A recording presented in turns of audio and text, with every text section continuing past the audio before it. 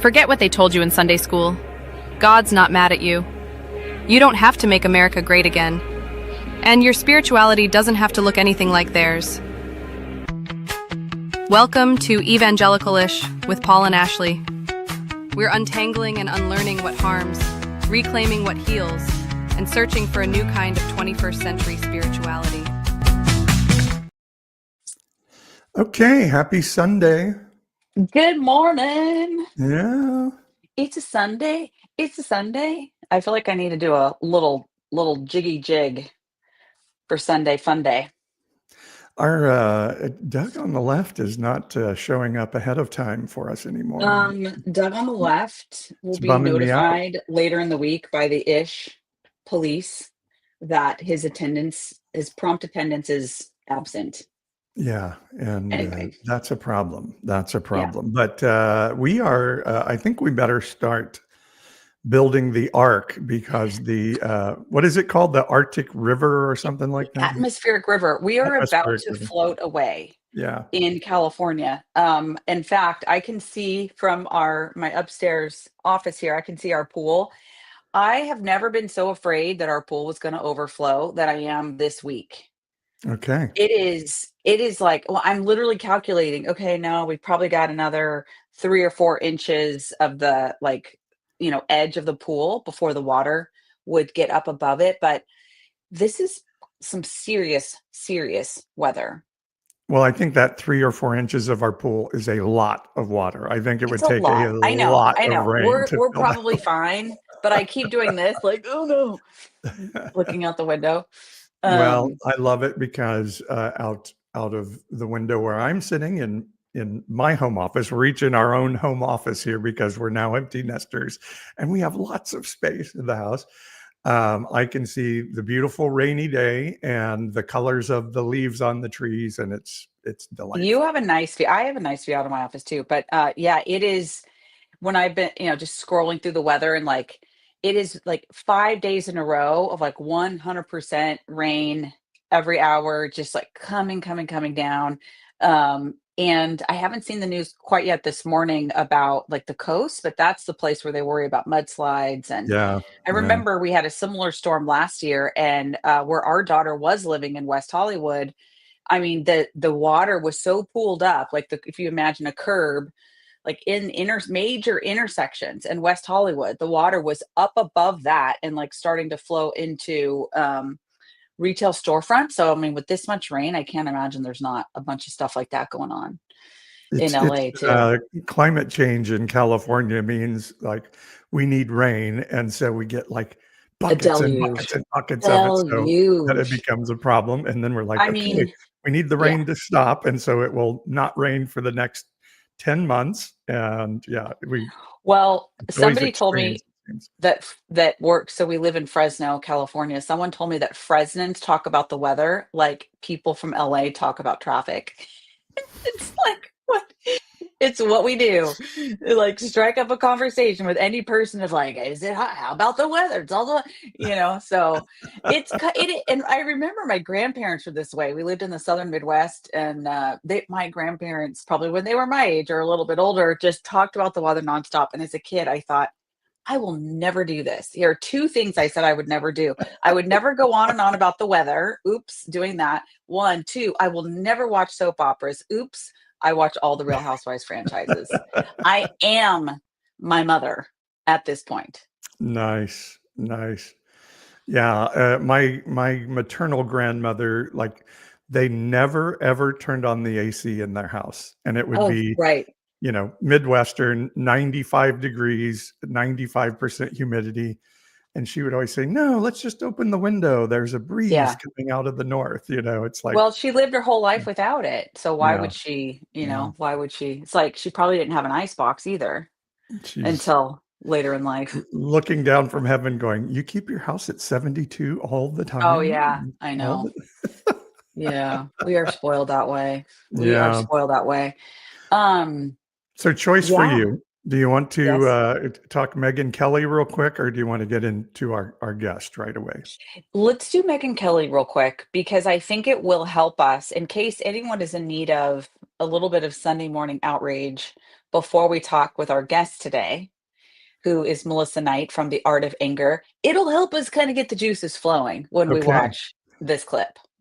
I don't even know if it's rage. It's It's just like, the yeah, RCA dog that just like, tilts its head to the side. You're just like, yeah, WTF? Like, but yeah. anyway, let I don't me know. play I it. think it is rage. This is Megyn Kelly, former Fox News host. She went anti-Trump for like a day, then realized there was no money there. No And paycheck. now she's a big MAGA podcaster. And this is what she had to say about the Epstein file thing going on. I do know somebody very, very close to this case who is in a position to know virtually everything. Not everything, but virtually everything. And this person has told me from the start, years and years ago, that Jeffrey Epstein, in this person's view, was not a pedophile. This is this person's view, who was there for a lot of this, but that he was into the barely legal type. Like he liked 15-year-old girls. And Barely I realize legal. This is disgusting. I'm definitely not trying to make an excuse for this. I'm just giving you facts.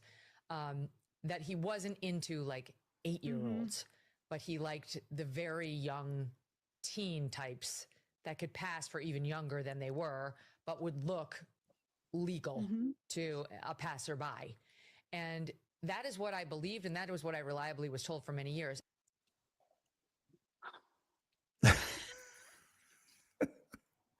Okay. Well, I mean, okay. It was So just she was, 15-year-olds. yeah, but she was repeating what she says she heard from someone who was investigating the case. And she was bringing it up and validating it. But she was pointing to like this person who was an expert on this said it this way. Yeah. And if I were doing that, I would say, absolutely not. Yeah, exactly. 15-year-olds There is no are such children. thing. There is no 15-year-olds are such children. thing. Yeah. And now people are like aggregating this out to like, well, there's really there's another word for, prepubescent pedophile versus something else. And it's like, interesting. it's still a 15-year-old is a child. Yeah. Yeah. Period. Yeah. No, of course. Period. Of course. And no 40-year-old man should ever have any justification for such a thing. Also, I mean, it makes me want to find whoever is this person doing this investigation and be like, what are you thinking? Yeah. Like if there is that sort of distinction, like that's pretty messed up. It feels like there is almost concerted attempt to like anything malfeasance that the president does or anybody else. It's like, let's start to make it okay. Let's find Any a way sort to of justification. Yeah. So, 15-year-olds, it's just 15-year-olds and they look passing. So therefore it's not that bad, and you're just like, no. There are even some states that have moved to drop the legal marriage level for women. And it's just, I think it all goes back to like, let's elevate alpha male ideas and marginalize women into some sort of secondary class of gender. Right. I mean, that is the undercurrent. Those are the roots of those communities that have been there all along. And those roots are being exposed. And then people are arguing that we should keep things the same. Like it's just revealing all this stuff that's been there. Yeah. Yeah. Yeah. All right. Wow. Now we do need a palate cleanser from that. Except, I mean, I don't know how much, and I don't know if there's a need for a trigger alert here. And I don't know how much you want to share this morning about, recapping your experience and your journey into the rage room last weekend, but I'll leave that to you. Well, I've shared fairly openly that, I had a traumatic childhood and Carrie, have found through therapeutic care over the last few years that there was a lot of trauma from childhood that I wasn't even aware of in many ways. And one of the really wonderful things one of my therapists did for me was to say, I think, I can't remember what I was saying, but she said, if I were you, I'd be angry, and I'm like, well, but, forgive and forget, move on.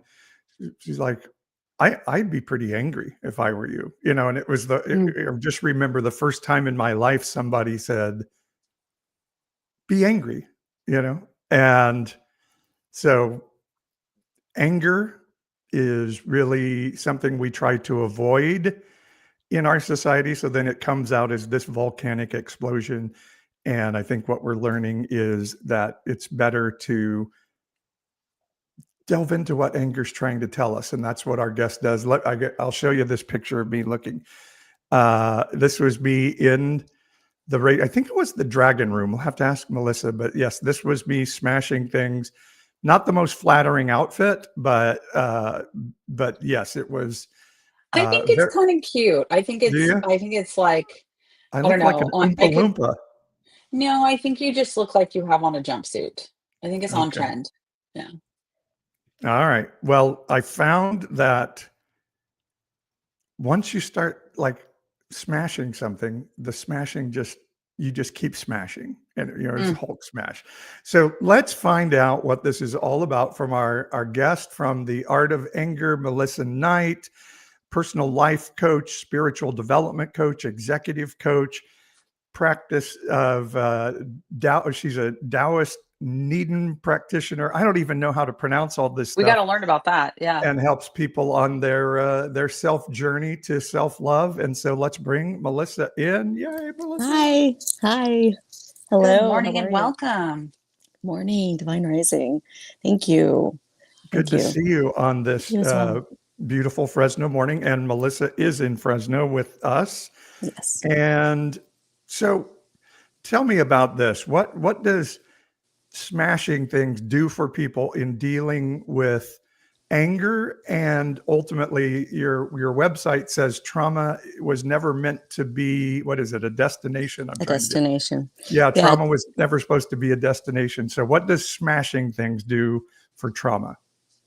So people get stuck in trauma and they don't intend to, and sometimes they don't even realize that they are. They're just repeating these loops, and they're stuck in living life through the lens of the traumas that happened, even when they're not aware.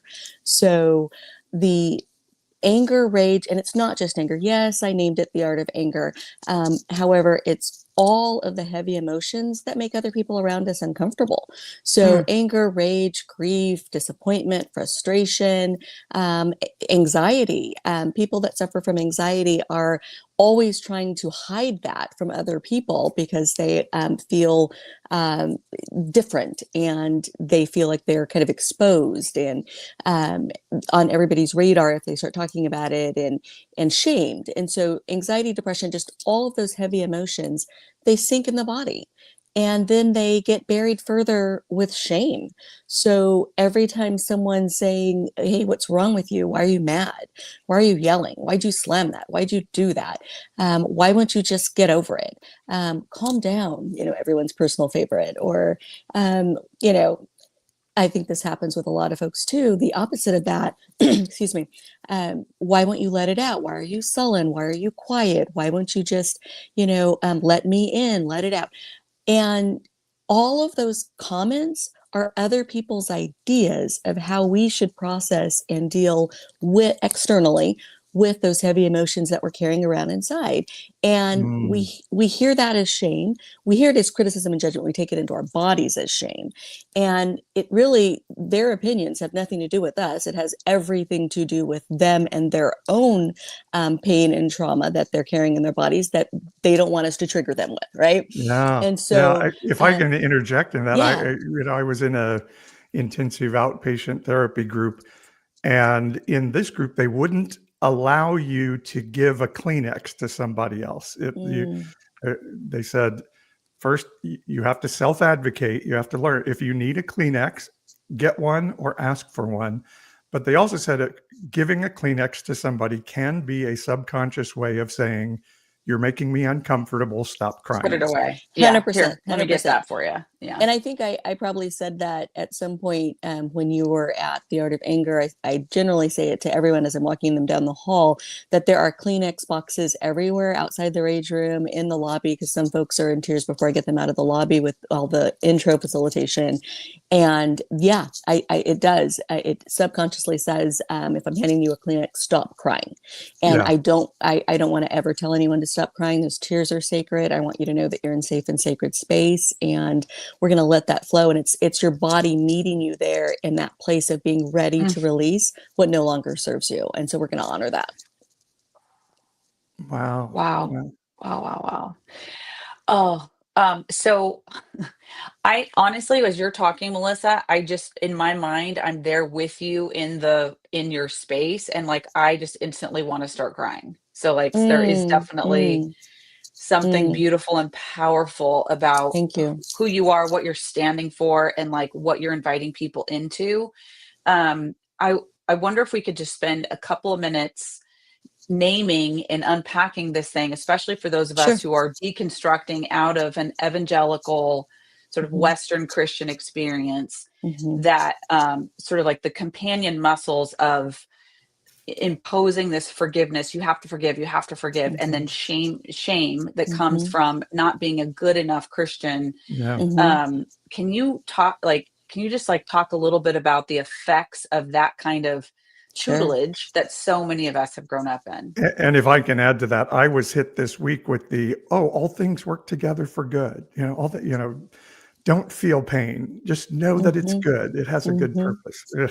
Let go and let God. There's, just so many different mantras that are, yes, biblically based, and yet also very much used to shame folks into still whomever we're talking about, whether that is whatever church group you're involved in, or whatever committee within the church, or it could be the visiting deacon or deaconess, or the missionaries talking to you, or whatever Bible study group. And it's that you're making me uncomfortable.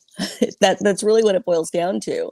Is when you're in pain and you're wanting to unpack, you're wanting to unload, and sometimes you might be, people call it like vomiting your trauma, because you don't know how not to do that, especially if you do feel safe with people. And so I think that's one of the additional traumas that can happen sometimes in church environments, where people they're going, and sometimes they're just searching. They're searching, and they may go from one church to another church, or from one setting to another setting, and they end up in a religious setting, and they finally feel safe. They feel seen. They feel heard, and so then they start to unpack, unload, and again, sometimes kind of vomit that, and then everyone around them is like, whoa. And they try to put it back in. So that's when the Kleenex come out, and that's when the hey, we're gonna pray that away, and and that person is like, well, but wait a minute, I thought I felt safe here, and so they may kind of let them go on for a little bit longer, but eventually it's going to get shut down, because they want to control the narrative always. And so if you have the floor, and you're, say, in a study group or something, there are going to be other people there who have a similar experience to you, or who relate in some way. And so then they don't want it to turn into some kind of support group that they don't have control over the narrative. And so they're going to shut it down. And they're going to bring it back to, here's this scripture. We're going to pray with you. Go home and say the scripture. It's all going to be okay. And that wouldn't have happened to you. God didn't bring you to it if he wasn't going to bring you through it. And so you're done. Yeah, that's behind you. Leave it there.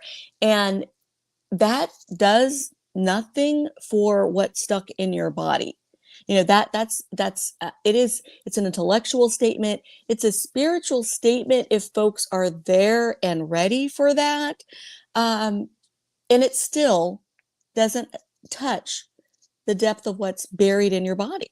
There really is a somatic need to release this. It's heavy, emotional weight, it carries weight, and it actually attaches to cells in our body. It's already going to be buried in our body, those emotions.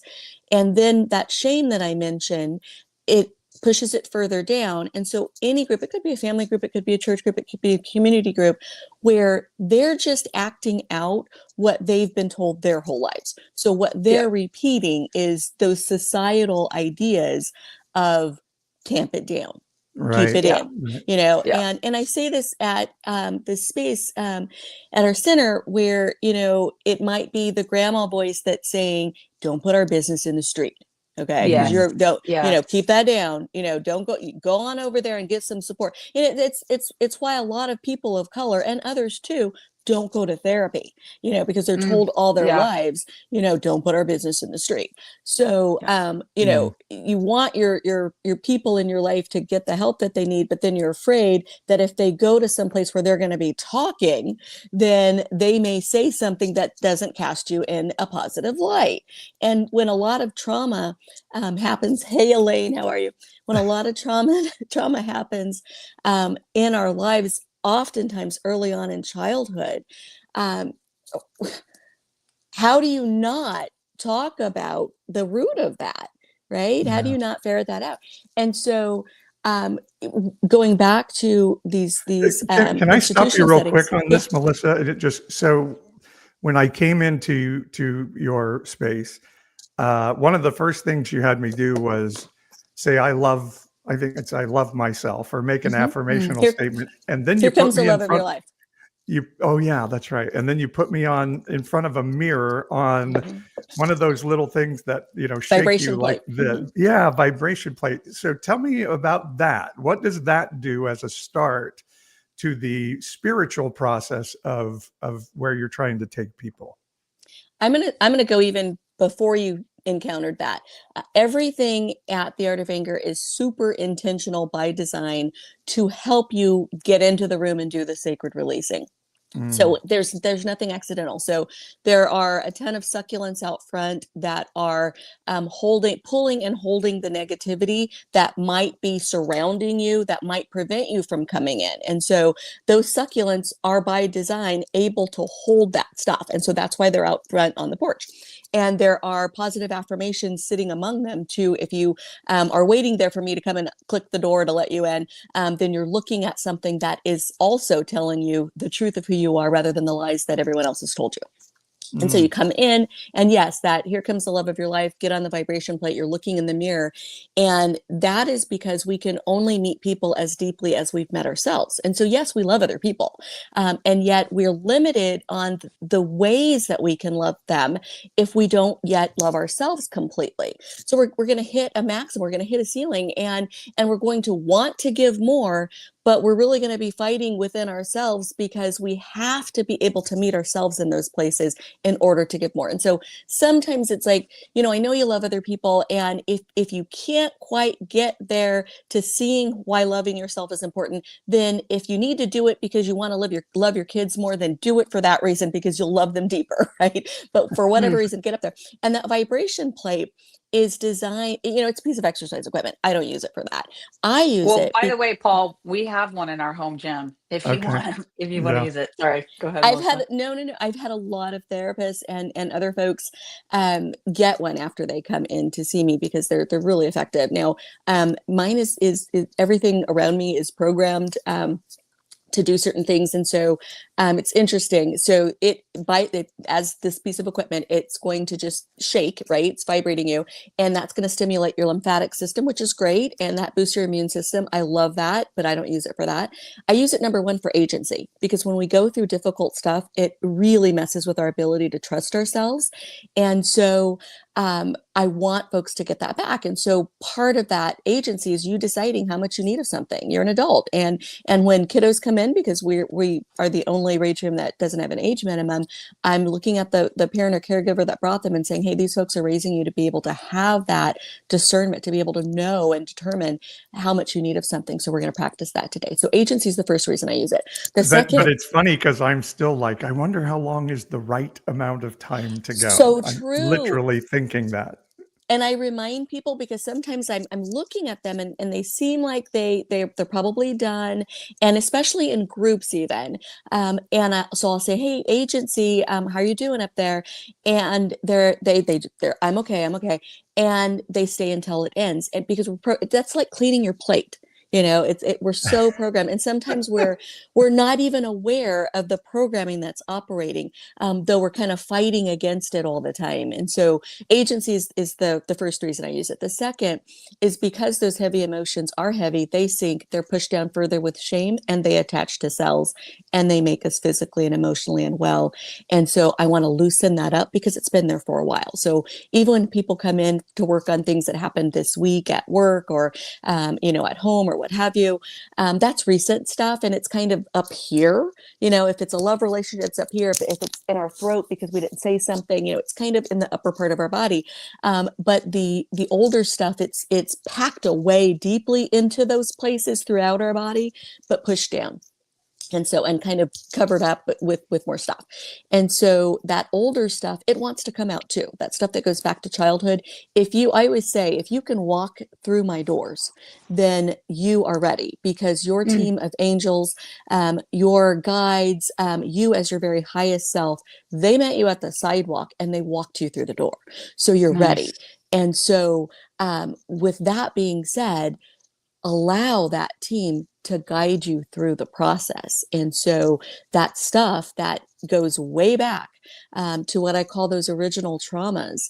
So the things that maybe happened when you were 3 or 5 or 7 or 10, that stuff's ready to go too. And it's just buried so deeply. And this, the effect of leaving it there, we know this. This isn't my opinion, we've got 30 plus years of data with this, with the ACEs studies, the Adverse Childhood Experiences Scale. And so it takes 5 to 7 years off our life. It literally trims, shortens our lifespan by 5 to 7 years. That's mind-blowing. Trauma stuck in our body, right? And then all of the diseases and things that we think are, this is because I eat this, or this is because it's hereditary. And of course there are things that are hereditary, and yes, we can eat better. And yet also there's trauma. And so we can track disease back to trauma. I wonder if it's I think of it as like that trauma creates a vulnerability that then the other occurrences in your life, can like jump onto. And, for instance, not surprisingly, I have exercise injuries on the left side of my body, particularly my left hip and glutes. And, just from what I've read about that sort of thing, it's like feminine side and like, wounds from mother relationship, which I'm very like grateful that my mom and I are in a really good healing space, and my mom no longer lives in her body. But I've just had so much opportunity to heal with her, even since she's passed. It's been amazing. But I have these like repetitive motion injury, it all kind of balls up right there. I think of the left side is the spiritual side. And so when you were saying that, it was before you said the mother stuff, it was like you were saying exercise injuries, and you said left side. I'm like, okay, there's a spiritual reason for that. And so then you said the mother. I'm like, yep, mother wounds. And sometimes my mom, my beautiful mother. It will be interesting to see when you come in and experience it, where you feel the vibrations, because that's the other thing that I do when folks are on the vibration plate is kind of where you're feeling it in your body, because it'll concentrate in different places. And so yours may concentrate in your sacral chakra. And so that is where folks I call it mother wounds and womb wounds. And so if it's any kind of estrangement or issue with mother or primary caregiver in a mother role, or with our children, and any loss of children at any point. So abortions and miscarriages and stillborns and children lost at any age, we're going to feel that in our womb. And the same thing with men, we're going to feel it in our sacral area, because that's like the seed of your loin, right? And so those are father wounds. So Wow. I'm curious, like, how did you get into this somatic healing and all the because you've got this wonderful background of all different disciplines coming together, but like talk specifically about the somatic part of it. And like when you say it's in your body, like It's like something in me just knows that's true, but also I don't totally understand it. So I'm wondering how you arrived at the conclusion of like, oh, this is what that's all about. And to add on that, you were a gender studies professor for, I think you said 25 years or so. 24 So years. does that tie into this as well? And is there like divine feminine, divine masculine, that type of healing in it as well? Good questions, all of those. And I've done so much work on integrating that divine masculine, divine feminine healing within myself. And yes, and I'm an Akashic practitioner and energetic healer. And as a women's gender and sexuality studies professor at Fresno State and Fresno City for all those years, I would, and this is a culmination of 34 years of life's work. And so I would have students who were dealing with different traumas, a lot of sexual trauma, an overwhelming amount. Yeah. I always had, throughout my career, way more than my colleagues combined of students coming and disclosing, hey, I'm a survivor of sexual assault. I'm a survivor of domestic violence.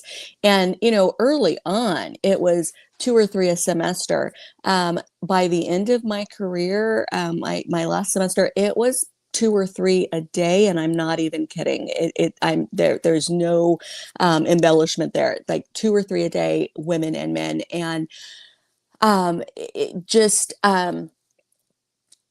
hit it differently because I'm a survivor.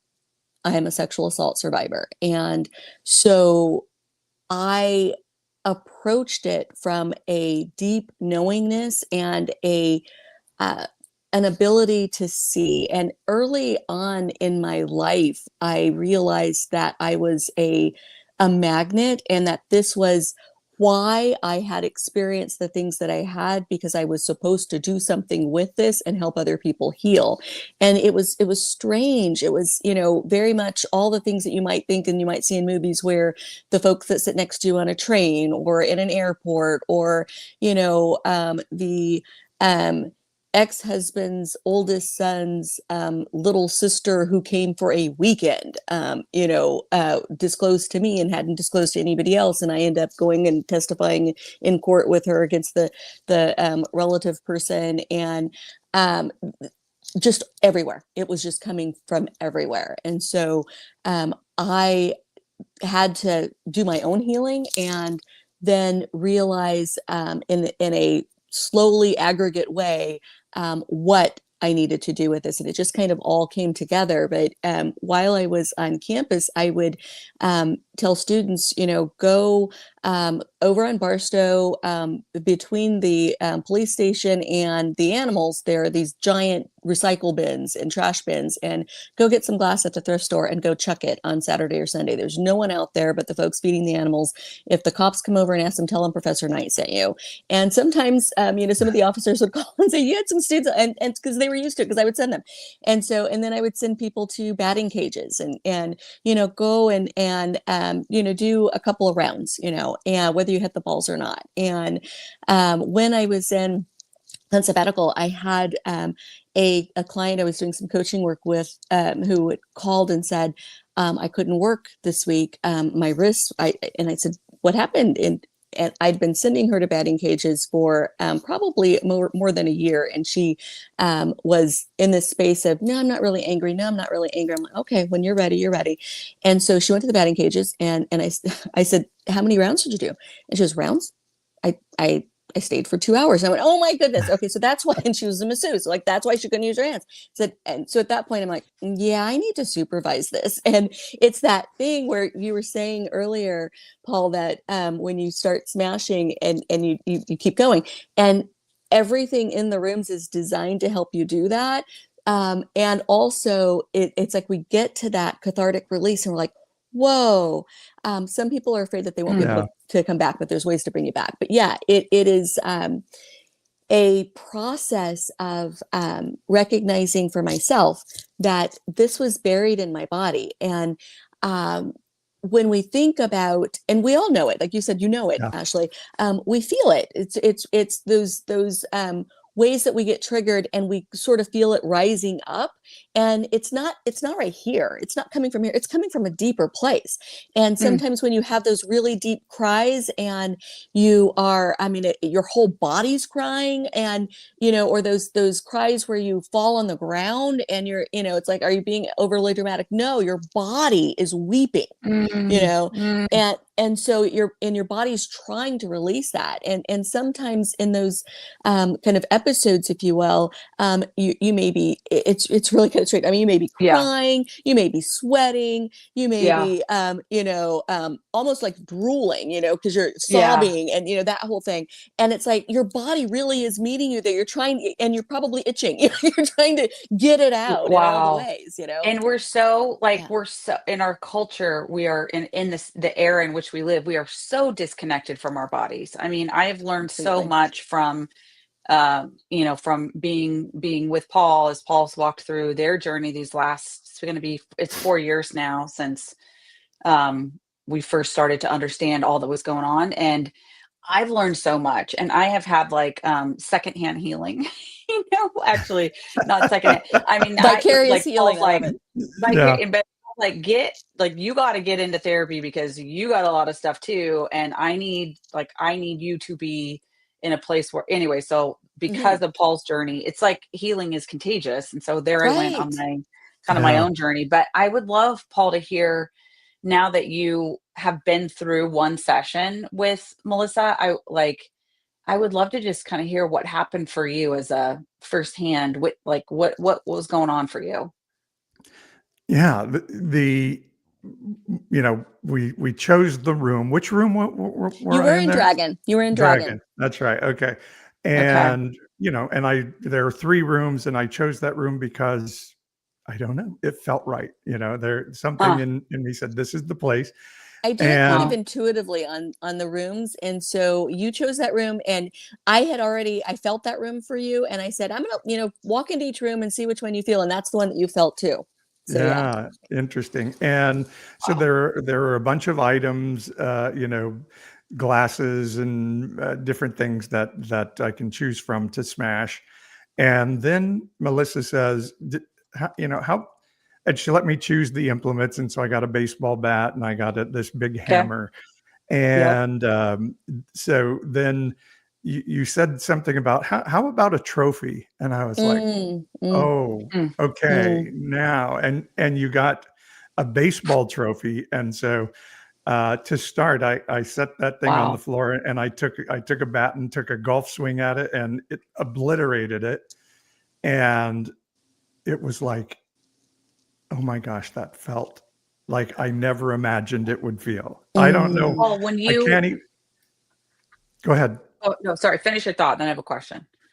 I don't remember what the thought was now. Go ahead. Okay. Go ahead. Sorry about that. All right. So That's I'm curious. You're right there. You're about to take the golf swing. In those seconds, or partial seconds, were you remembering all the pressure that was put on you to excel in athletics by your family and by culture? Did you know what you were swinging at, or did you just have this blind kind of feeling of how much was going through your mind, if you remember? So the answer is, was it this or was it that? The answer is yes. Like all of the above. All the above. I mean, definitely I was very good at sports when I was young, and I realize now that I hated every single second of it. And so it just was a way of saying, we cuss on here, Melissa. So fuck this, fuck you, Dad, for putting all that pressure on me. And, fuck you, Paul, for any pressure you put on your children to perform, and in ways that wasn't the best for them. And so there's a release that comes. And Melissa tells you, I better hear you yelling. And if I don't hear you, you're not in it yet. Yeah. She's going to come in and, fix that. And I'm going to yell outside the room. I can't hear you. Yeah. Let it out. Open that throat chakra. And it just, and I am that person that I'm always like, am I doing this right or not? but that never came. It was just like, oh, this. It just was a release that I can't hardly even explain. But yeah, so I smashed that, and then I took the base of it, which had already broken some, and I put it on the little table on top of the tire she has there, and then it just it's just bam, bam, bam, bam, and it's like I didn't even want to stop. I just wanted it to totally disappear. Did you start crying at some point while you were doing that? Yeah. Oh. Well, actually, Melissa came in to check on me at one point, and so I stopped. And when I stopped, that's when the tears came. Yeah. And she was fixing my face shield, or Your whatever. safety. I took the opportunity to give her a hug. So. Oh my God. So Melissa, what is happening there? What's happening when I'm smashing that trophy spiritually, physically? What's happening there?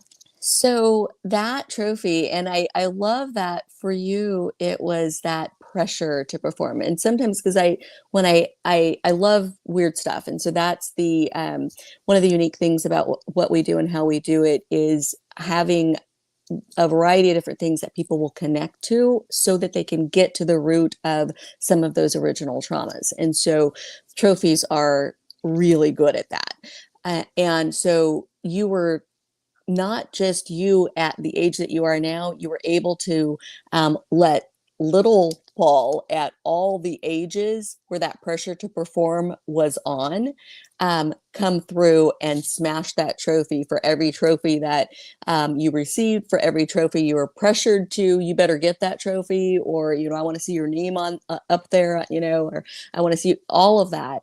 At every age, you were smashing the idea of your identity had to be with excelling in sports, and your sense of self and your sense of worth had to come from people adoring you because you were good at this thing that is so traditionally masculine, right? Mm-hmm. And so all of those ideas of, your boyhood and your manhood tied into sports, acumen, right? And excellence.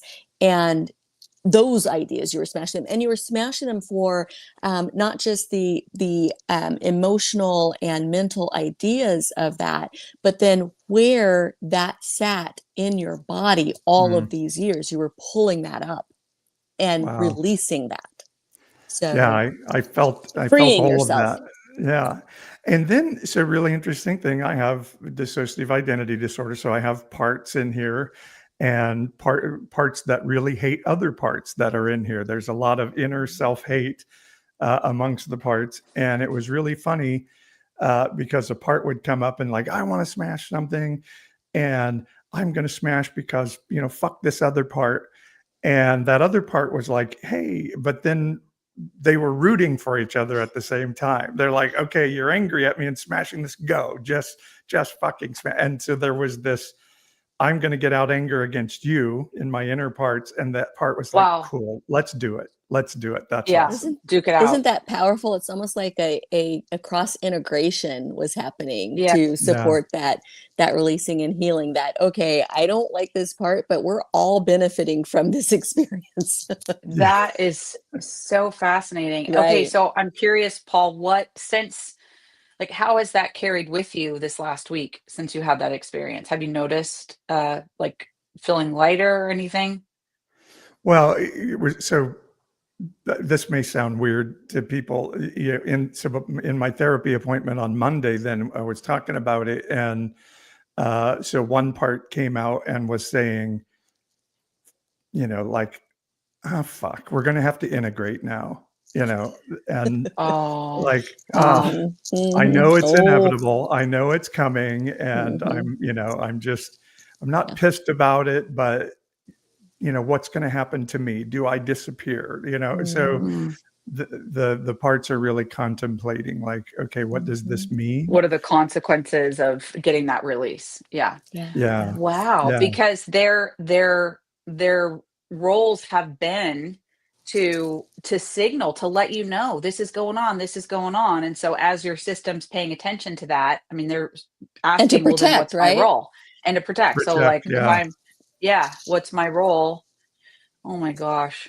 Yeah. Well, I Um, remember you sharing that part after your session, but I didn't connect it to the anger room. Yeah, I don't know if I did either until Yeah. this moment, but yeah, Doug says in the comments, any change is scary, and I think that is it. Right. It's like our body will choose the familiar, even if the familiar is bad and negative, Right. and so we have to, right, Melissa, create Absolutely.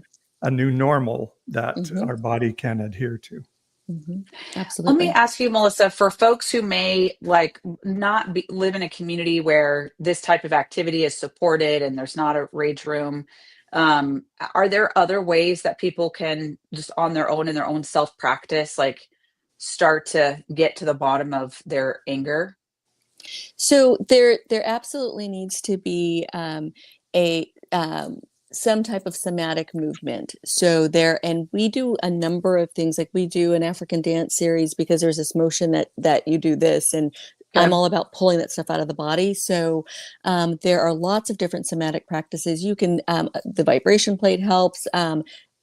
Dance, whatever kind of dance you are into, move your body. Ecstatic dance where you're just, there's music on and you're just moving, we'll loosen that stuff and pull that up in many ways. And, I know you said, And in that, Melissa, you talk yeah. about like you want the swinging motion to be like Mhm. come from down here or grab the tire and throw it so that Yeah, you have because this it's motion. because Yeah. we're pulling this up and out of our body. And, while we are therapeutic rage rooms, and I know you said like rage room generically, every other rage room doesn't do this in the way that we do. It's because it's so Okay. facilitated, and because everything is kind of curated in a way that this is an Akashic practice for me. And so there are, as I said, like your team walked you in, right? You as your highest self. So I am communicating with your ethereal team for everyone that books and everyone that walks through all the time. And so the Zen splatter paint room, which Paul hasn't talked about yet, is designed to bring you back and balance you and all of that. And we're the only rage room anywhere that has this combination where we do it like this, and the facilitation. Like any other regular rage room, you're going to walk in, you're going to get some level of gear, and they're going to put you in a room, and you're going to pick a weapon, or they're going to have weapons Got there, it. and you're just breaking stuff. But there's no thought process of because it's breaking stuff is cathartic. So even if you do, like I said, go find a bin and go chuck it in your bin outside, if you've got a metal one or something, or if you got tires and throw them in your backyard, it that feels really, really good. Is there someone there to support you through that? Because if you just go to a rage room, or you're doing this totally on your own, yes, you can do it. There needs to be support for those times where you, like we're talking about, where if you're sobbing and you kind of fall to the floor. Like, is there someone there to kind of help pick you back up and help you understand how to fill back up, so that as you pour this stuff out, and it's sort of like ripping off a scab. And if you're injured and there's a scab or something, and you pull that scab off too early, at whatever time, there's like a little divot there, tiny little hole. Well, there's like little holes inside of you where you've pulled stuff after this process. So you've pulled stuff up and out and through you, and you don't think of it as actual stuff coming out, but you feel it moving through you. And so sometimes it's that, you came in for the recent stuff, but that stuff that does go back to when you're 5 or 7, like that flash of something that happened at those times, you feel it as it moves through you. And so there's like an indention, there's a hole where that stuff was. And so part of the process in each room, each space is sacred space. And then going into Zen, even if folks don't want to do the splatter paint, I still will have them walk into Zen, jump on the trampoline for a little bit, try the hula hoops, because there's your Zen painting, because the room itself is designed to help ground you and bring you back. Yes, You wanted me to jump on the trampoline and hula hoop. I can't even hula hoop when I'm not jumping At on the a same trampoline. time? Oh my me either. Lord. Well, and that's the funny part, is that folks are, sometimes we're at the height of releasing, like we've just thrown a tire and we literally are like, and Yeah. so your session may end, and you just threw something that was either really heavy or something that was really impactful in what came through you. And so you're a little shaky, when you come out because it's so intense. And I want you to leave in a state of calm and centeredness and balanced. And so just and bring you back from the intensity of that release. And so even when I say, as I get you into Zen, okay, so the challenge is, can you do the hula hoop while you jump on the trampoline, while you throw paint at your canvas? People giggle, because they're like, wait a minute, what? You want me to do what? And so it immediately shifts them out of that to, can I do that? And then, the challenge of that. And part of what happens with Zen too is, when we get to that stuff that happens when we're younger, that little person inside, they are so excited that stuff has been moved off of them, right? And so like, woo, I can play. Because when we go through stuff as littles, we lose time. We lose playtime. We lose kid time. And we're not really aware of the degree that we do. If you're the kid that is the older kid that is very parentified and you're caring for the younger kids, then maybe you have some very specific memories about that, I didn't get to go to this event or this game or this thing because I had to care for like there may be some, what you missed out.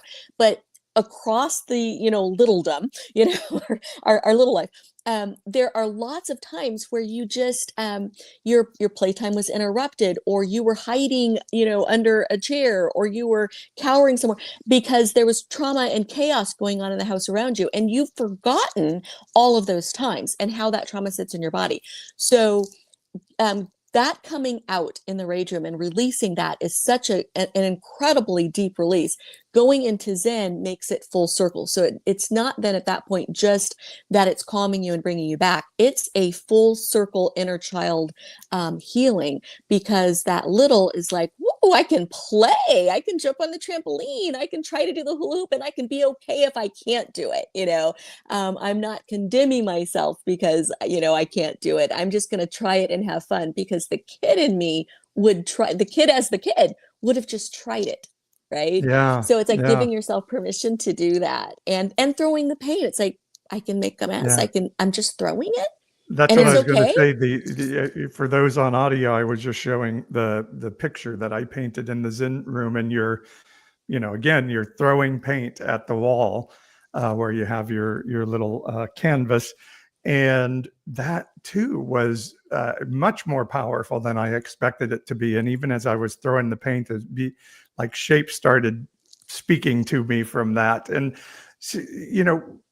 what do you say to people who, have demystified their life? Nothing mystical can exist out there, but explain what the mystical part of this is, because smashing things is one thing, but then really tying it to something spiritual as well as somatic, I think, is very important. So how do you explain mysticism of this to people who have demysticized their life? So I'll tell you a couple of quick stories. So I believe that we are all spiritual beings walking around in a human suit, right? Having this human experience. And I also believe that we all, at some place, some way deep down, we know it and we're trying to get back to it. So the folks who have divested themselves of that knowledge, sometimes very intentionally, and everybody not intentionally, but I hold that space of knowingness that they want to get back to it, and that their highest self walked them through my doors. So my quick little story is, I had 3 wives call. I don't know if I told you this when you came in, Paul, but I had 3 wives call one time, and they wanted to book for their husbands, and the husbands were going through something at work, and I don't remember what it was that they were going through, but they all sat together. They'd looked at my website, and they convened together and called and put me on speakerphone. And they said, so we've looked at your website, and our husbands want to come in and they just want to break some shit. Is that okay? And I said, well, absolutely. And they said, well, you've got all this woo woo stuff on your website, and so can they just yeah, are they going to be able to come in and Minus just the break woo-woo. stuff? Right. Minus the Break without, shit minus woo-woo. Right, exactly. Like, noted. Okay. So I said, sure, absolutely. So the guys came and we booked them. And so that meant they didn't want the Zen splatter paint. They just wanted to come in and break stuff. They didn't want any of that stuff. And so I have a set of Akashic releasing prayers up on the counter. And I always talk about forgiveness, because if we've got releasing to do, we've got forgiveness work to do. We usually don't want to do it. We don't think the people who hurt us deserve it, and so on and so forth. And so I explain it like that and say, hey, this is going to work even if you don't want it to. And even if you say fuck every other word, it's still going to work. And when's the last time someone told you can say a prayer and say fuck and it's going to work? But have fun with it, and then call me and tell me how it worked, because it will.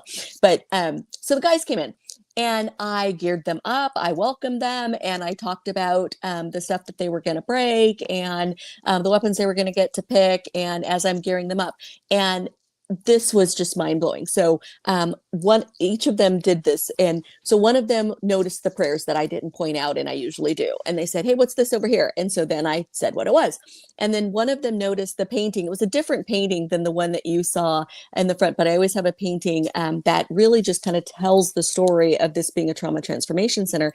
And they're all painted by teenagers, and they're all depicting suicidal ideation, and they're really gripping. Really, really gripping. And so the one that was up at the time was painted by a young woman named Paige, who was 15, and it was a side profile view severed head with dripping blood. But she'd covered the dripping blood up with purple and yellow. And anyway, I point out the painting. I see if people notice that it's a severed head. And I talk about the trauma transformation work that we do, and that's why we do this. And that Paige is doing great. And she's one of our artists in residence. And anyway, painting is there. I didn't point it out, nothing, but one of the guys said, that's really interesting. What's going on in this painting? And so then, and he points out to, one of his other guys, like, hey, did you see this? And so now they're all looking at it. I didn't point it out. I explained it because they asked. We go down the hall. The first room that we pass, as always, and this is my other location, was the Zen room, and they didn't have Zen. I didn't walk them in to show them or tell them. I'm down the hall taking them toward the weapons, and the scraggler guy in the back, he walks into Zen because he's the last one around the corner. And I look, and I've only got two guys, and I said, you okay? And he says, hey guys, come here, what's this? And we all walk back there, and he's like, what's this room? And he's standing in the middle of Zen, and he's like putting his foot up on the trampoline. And I said, this is Zen. And he said, well, what's it all about? And so I end up explaining Zen, and he says, well, do we have this? And I said, actually, you don't. And he goes, the other guy says, well, can we do it? Sure, you can. So at the end of the day, they did everything. And because their highest self locked them in, they were ready.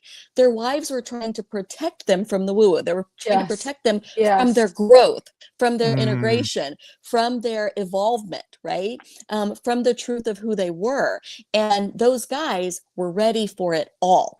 And because their highest self walked them in, they asked for it all, and they got it all, and they walked out just with even more than what they expected and what their wives expected. But as they were leaving, I said, all right, so as you go home with these paintings, do please tell your wives that I did try to do what they asked. Try to protect you from the woo. Exactly. The woo is in, let the woo out. Right. But that happens God. so often. Yeah. Like a group will come in, and they'll be, the older brother or something that comes in, and they say, they wanted to, that will say, yeah, I'm just going to let them rage. And I'm just going to sit over here. And once stuff starts smashing, that person that's like, they're usually like, I work out, or I'm an artist, or I do this, or I do that. And I'm not really angry. I handle that in other ways. And I'm not an angry person. And I have to remind, it's not about anger. It's these other emotions. And we all have these emotions, and we all get them stuck in our body, even though we don't mean to.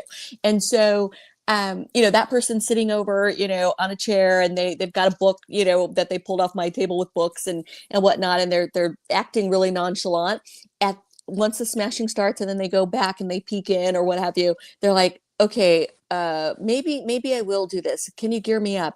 And they end up being the last person I drag out of a room. Okay. So the person who's like, I don't need to do this. I'm like, okay, you ready to transition now? Can we get you into Zen? So good. I feel like, Melissa, we're going to have you back on, because it would be so fun to just hear without any, but while keeping it anonymous, just story after story, because that kind of testimony like frees all of us up to be like, oh, okay, that I can relate to that. And I can see myself going through this experience. We are at the end of the hour, but for folks who want to learn more, the website is The Art of Anger. And just want to encourage people to reach out to Melissa. And if you're anywhere close to California Central Valley, it's worth the drive over. The Art of Anger. You can plan your own time to go in and have your own experience. And do you recommend people do this like on a monthly, or like what kind of sort of ongoing journey would you recommend? Some people can do a one and done. Some people need to come in a couple of times. I do memberships. Some people come in weekly for a period of time because they're working through something. And we do have people coming from all over. We have people driving past other regular rage rooms in their area to come to us. Wow. And we've had people as far away from as Germany, Mexico, Canada, all over the United States, East Coast, up and down fantastic. California. Yeah. And we do special stuff. So, and Ash, I do want to say, particularly for bio males, from my perspective, that we have a saying in my therapeutic training: depression is anger turned at ourself.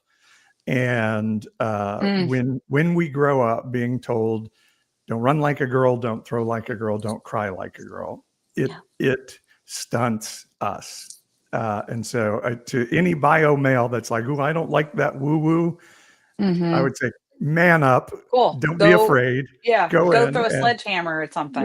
Yeah. What's more manly than smashing things, But it'll get you in touch with things that you weren't allowed to be in touch with when you were younger. And it's very, very cathartic. Well, that is going to wrap us up for today. Thanks, Melissa. Thank you. Thank you so much for having me. What a joy. Thank you, Melissa. Thank you. And again, it's The Art of Anger. Check it out online. And Paul, what do we have coming up in the coming weeks? I don't know. We'll let you know when we do. I'm trying to get Derek Webb, who was with the Christian band Caedmon's Call, and now is doing music for the marginalized and some really cool stuff. So we'll get him. That's a good one.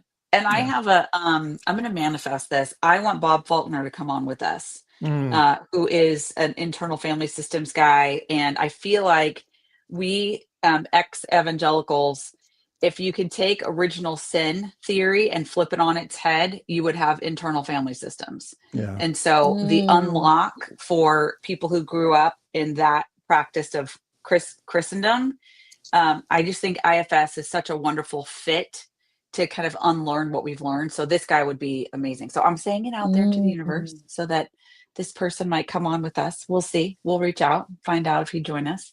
Yeah, and lastly, I do want to say, if anybody hasn't heard our John Fugelsang interview from last week was fun. John, the author of Separation of Church and Hate, he was fabulous, and I just saw an ad.